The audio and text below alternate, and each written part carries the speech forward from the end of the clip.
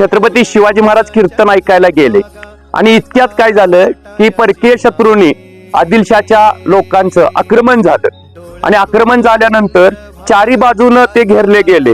महाराज कीर्तनात ऐकण्यात इतके व्यग्र होते, इतके तल्लीन झालेले होते. तुकोबाराया स्वतः कीर्तन करत होते आणि तेवढ्यात ते आक्रमण झालं. आता काय करायचं हे लक्षात आल्यानंतर तुकोबारायांनी साक्षात विठ्ठलाला हाक मारली आणि सांगितलं की तूच या धर्माचं रक्षण कर, तूच शिवाजी महाराजांचं रक्षण कर, तूच आमचं रक्षण कर.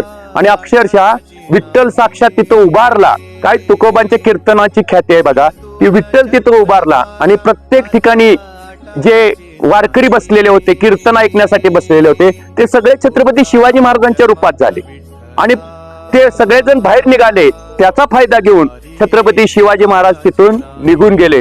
एवढं तुकोबांच्या कीर्तनाची महत्व आहे, एवढे आमच्या संतांचे महत्व आहे. आपण त्या मार्गाने गेलं पाहिजे.